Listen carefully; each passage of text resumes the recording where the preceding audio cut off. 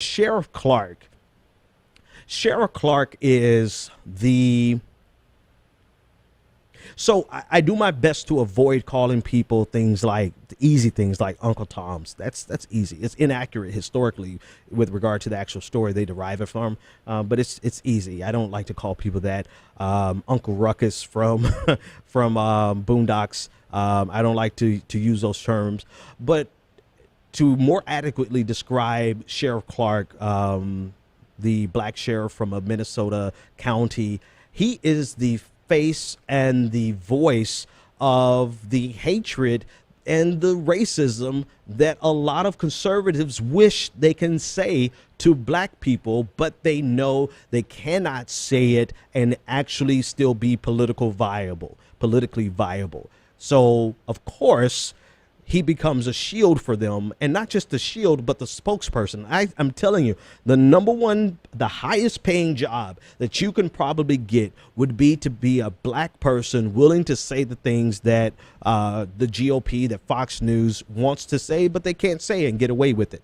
Right. So some of the highest paying jobs has to be a Stacey Dash, to be a Sheriff Clark, to be all of these people. So he got on stage last night and really just spewed out some of the most the most hateful vitriol towards Black Lives Matter, towards the situation with police officers abusing and brutalizing and murdering black people. I mean, he showed up in his full sheriff, regalia, and really did the bidding of for sure, I believe he believes it, right? I don't think he's just getting up there saying things off a script. This dude genuinely believes it. And that makes it that much more scary, right? It's scary to see that the I don't know if it's hatred, but it is part hatred. This intentional hatred, a very methodical hatred, well thought out, very, very calculated. Sheriff Clark's every word is calculated to please a certain part of the electorate, to appease police officers who believe his rhetoric, and to